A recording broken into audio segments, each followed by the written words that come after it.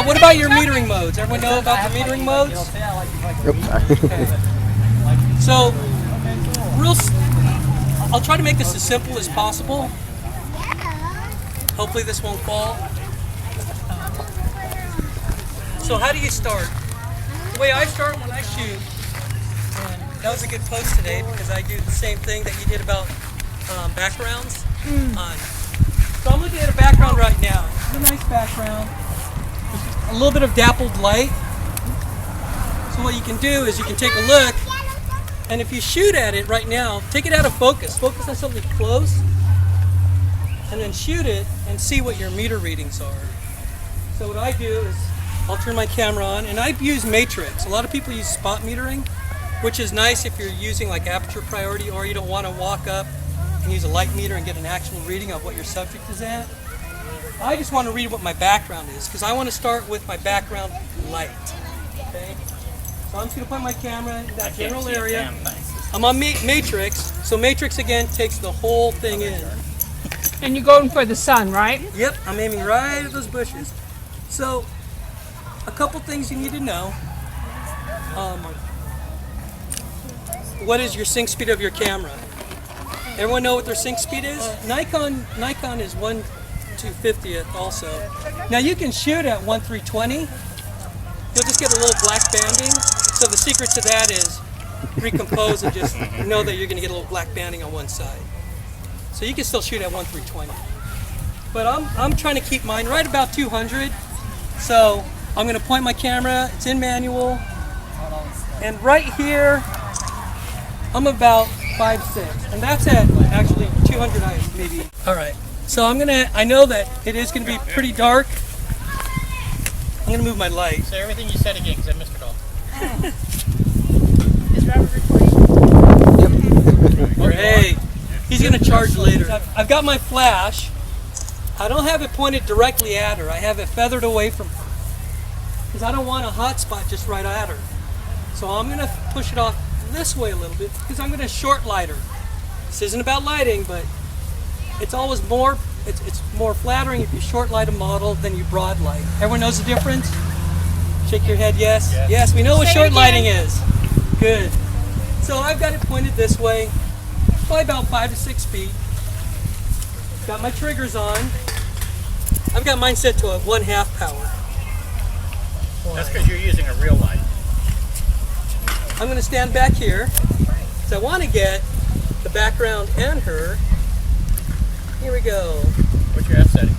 5.6 at 200. Okay. So that's what the sun background told us. Yeah, because what I'm measuring, matrix, your, I'm using that as my background light. Right, so that'll be properly exposed and then it should be a silhouette without your strobe. Exactly. Right? So here we go. Trigger? Yep. Yep. So that was at half power. Yeah, right. Exactly. Wow. Excellent. Oh, beautiful. Yeah. Yeah, so you're using a real lens, right?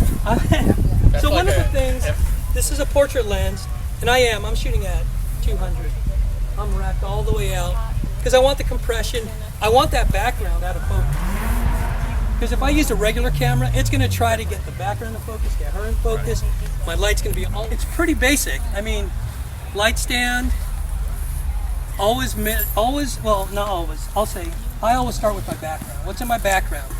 That's a nice, pretty plain background. Not too much light, nothing really too distracting. It's nice patterns. And then I've got some texture, and this is such a great outfit, and it kind of goes with the tree.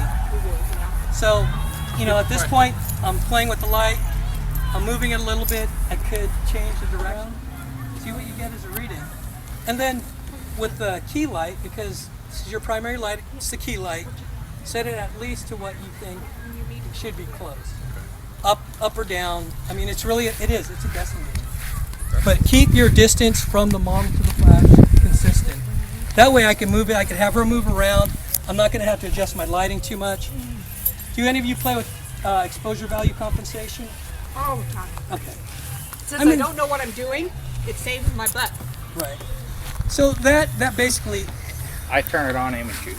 well, it's, but it helps, it slows down the shutter a little bit. So you can either, And if you need just a touch, Just a touch, right. It's So- easier just to. if I don't like me. this, and I like the rim light coming back, that's all right. Go ahead and stand back down here. Turn your shoulders, face that way, your shoulders. Now just look back this way, there you go. And look just right here, it's this. Yeah, it's a little blunt there. Look on this side. But there's kind of a cheat. So there's two things that I'm using now. I'm using the background, which is the sun, and the sun's actually coming in and creating a rim light. So now I need to, of course, use my flash. Okay, that's basically it. I mean, it sounds pretty hard, but it's I missed the not. middle. Can you start again?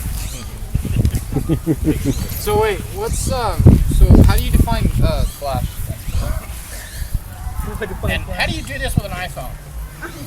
Wait, how do you do that Trust with me, the Galaxy 3? I've been trying. So, everyone knows the components of what I've got here? That one's pretty good. Simple stand, just as inexpensive. I mean, you can go inexpensive, really. I don't do that. And your flash is at half power? My flash is a half power right now. Manual. Yeah, just half powers. I've got, one of the things I have on here because, and you all know about your flash, how it's daylight balanced, so we're shooting in shade. It's okay. Most flashes are, their color is set for around noontime, so it's more of a bluer light or a whiter light. So usually what I tend to do, because I know I shoot later in the day, I always put a gel on, and this is a quarter CTO, it's color temperature orange. That way they don't look so white. It gives them a little bit of a glow to their. So do you And what can recommend you that we do set if our you- color balance to sun or shade? So you Throw. could do it to cloudy. I've done shade, and shade seems just a little too orange. So if I'm shooting and I never shoot JPEG, I shoot RAW. I shoot JPEG. So for JPEG shooters, I would go with cloudy because it just gives it a kiss. But what's going to happen is everything's going to get that kind of color. Another trick though, when you're shooting in here, and you're getting a lot of this green filtered light, you can always use a CTG, color temperature green, or to set your camera to fluorescent, and it'll give it a kind of a wild kick, but at least you'll lose that green color cast that a lot of people don't even think about when you're shooting in this. Because you'll get sun bounces through off the grass, through the leaves, and you'll just get orange, and you won't know why. If you're going to use flash. Otherwise, it's up to you. How many of you have one of these? Good. How many of you use it? Okay. Mine does get used. Yeah, this is great for when you have consistent light around you. But if you're doing a bunch of light with different light sources, like you've got a fluorescent light, you've got incandescent, best thing to do is meter for whatever is going to be closest to your subject. So if she's going to be lit, if I'm getting an incandescent light or a fluorescent light, I'm going to switch my gel to that. I'm going to switch my white balance to that. So if it's fluorescent, go, do it right. Otherwise, you'll just get weird color cast and spend all your time cleaning it up. But can't you just do whatever and then just change it in Lightroom and then change them all? You're going to have to do some selective masking to change the certain areas that aren't the right color. Yeah, you can. Me, I want to spend 3 minutes in front of the computer. I mean, really, I hate spending time. This whole setup, assuming that I didn't buy these stupid triggers, I think the stand's like $50. The umbrella swivel, $7. What are Cactus going for? About for a set, about $50.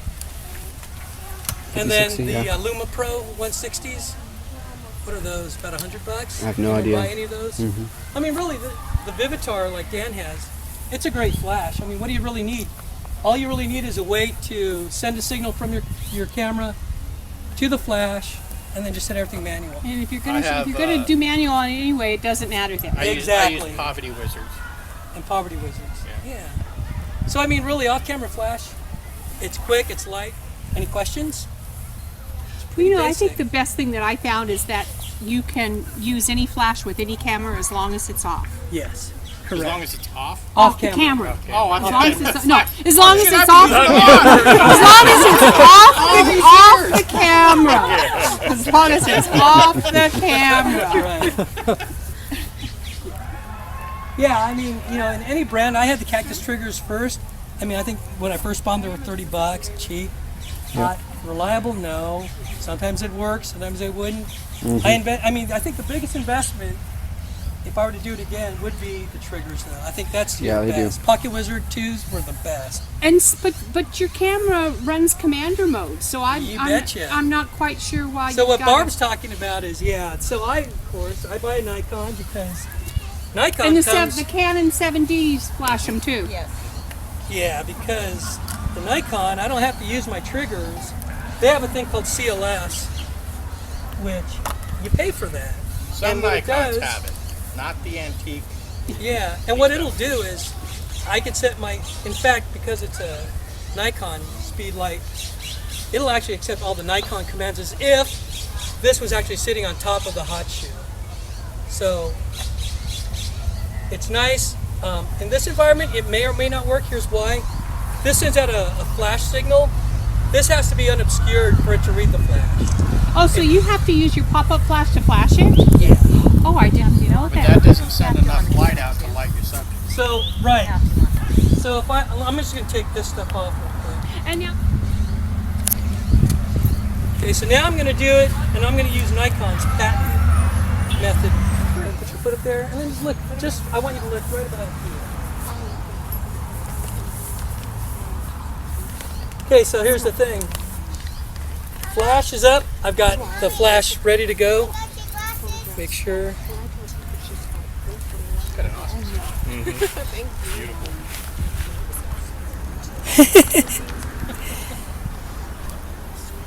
And the one thing about Nikon,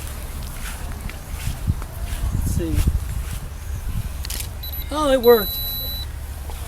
hot diggity. Wow. Okay. So I'm not doing anything. I'm leaving a matrix metering. This is what you get when you buy the expensive stuff. All right, here we go. Now show the class. So I didn't do anything. I just basically point the shoe out of the camera.